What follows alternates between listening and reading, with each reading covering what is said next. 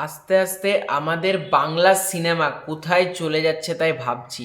একটা মেগাস্টার সাকিব খান আছে আমাদের বাংলা ইন্ডাস্ট্রিতে, একটা দেবদা রয়েছে, একটা জিদ্দা রয়েছে, এছাড়াও আরও অনেকে রয়েছে যারা আমরা সবাই মিলে বাংলা সিনেমাকে বিশ্বের দরবারে প্রেজেন্ট করছি। তো আজকে একটা টিজার নিয়ে কথা বলবো, টগর সিনেমা, সেটা মানে রয়েছে আদর, আজাদ এবং দিঘি।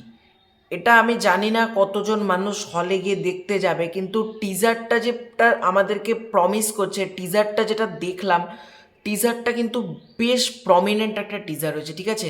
মানে যেরকম ভায়োলেন্সের টিজারটার মধ্যে দেখানো হলো, এরকম আদর আজাদের ক্যারেক্টারটা একজনকে এরকম করে ধরে তুলে নিয়ে এরকম করে ফেললো, তারপরে যে সেই কি বলবো কাস্তে টাইপের বা কুঠার কুড়াল এই জাতীয় টাইপ একজনকে মারছে, এরকম রক্ত ছিটকাচ্ছে।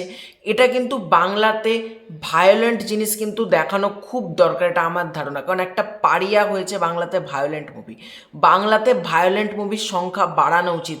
তোমরা দেখো সাউথে আজকে একটা মার্কোর মতন একটা মুভি তৈরি হচ্ছে, অ্যানিম্যালের মতন একটা মুভি বলিউডে তৈরি হচ্ছে।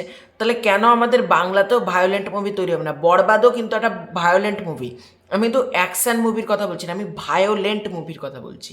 এবং টগর সিনেমাটা যা দেখলাম, আমার টিজার দেখে মনে হচ্ছে এটা কিন্তু ফুল অন ভায়োলেন্ট হতে চলেছে। এবং এটার কালারের কাজ একটু ডার্ক রাখা হয়েছে, মানে কালারটা আমার মনে হয় একটু গ্লসি ব্যাপারটা থাকলে মনে হয় ভালো হতো। কারণ ভায়োলেন্ট জিনিস যখন রক্ত ছিটকাচ্ছে এগুলো হচ্ছে, তখন আমরা কী করবো, একটু গ্লসি হলে ভালো হতো। যেমন অ্যানিম্যালের ক্ষেত্রে আমরা দেখেছিলাম, বা খাদানো একটা ভায়োলেন্ট সিন রয়েছে, এগুলো কিন্তু একটু গ্লসিনেস ব্যাপারটা রয়েছে, পাড়িয়ার মধ্যেও ছিল। কিন্তু এটার মধ্যে কিন্তু ডার্কভাবে কিন্তু দেখানো হয়েছে। হতে পারে এটা অন্ধকার জায়গায় মারামারি হচ্ছে বলে হয়তো ডার্কের পোর্শন রাখা হয়েছে, কিন্তু এই 1 মিনিট 2 সেকেন্ডের টিজারে টগর সিনেমাটা কিন্তু আমাদের ভালো জিনিস কিন্তু আমাদের ডেলিভারি করলো। কারণ যেরকম দেখানো হচ্ছে, এবং দিঘির ক্যারেক্টারটা কিন্তু প্রচণ্ড ভয় পেয়েছে, এবং দিঘি কিন্তু একজন ভালো অভিনেত্রী, ঠিক আছে? তোমরা যদি 24-36 এই যেটা আছে না চরকিতে, ওটা যদি তোমরা একবার দেখো, তোমরা কিন্তু বুঝতে পারবে যে দিঘিকে যদি ভালোভাবে কাজে লাগানো যায়, দিঘি কিন্তু ভালো কাজ করে। তার প্রমাণ হলো এইটা।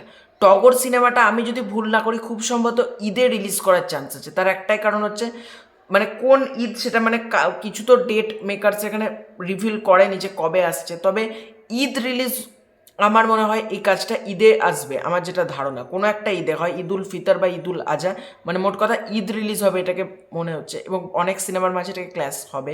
কিন্তু টিজারটা কিন্তু আমার বেশ বেশ ভালো লেগেছে। বিজিএমটাও বেসিক্যালি সলিড বিজিএম, কিন্তু মানে একটা বাংলা সিনেমাতে যেরকম বিজিএম দরকার, তার সেই পরিমাণে কিন্তু আমাদেরকে বিজিএমটা প্রোভাইড করতে পারছেন। বিজিএমের কাজও কিন্তু বেশ বেশ ভালো। ট্রেলার আসুক, গান আসুক, তখন বাকিটা বোঝা যাবে গল্প সম্পর্কে, গল্পটা কী হতে চলেছে। তো টগর সিনেমাটা টিজারটা কিন্তু আমার বেশ বেশ ভালো লেগেছে। তো এই ছিল আজকের ভিডিও। ভালো লেগে থাকলে লাইক করো, শেয়ার করো, সাবস্ক্রাইব করো, তোমাদেরকে ওপিনিয়ন জানিও। খুব শীঘ্র দেখা হচ্ছে নতুন কোনো ভিডিওতে, ততক্ষণের জন্য বাই বাই।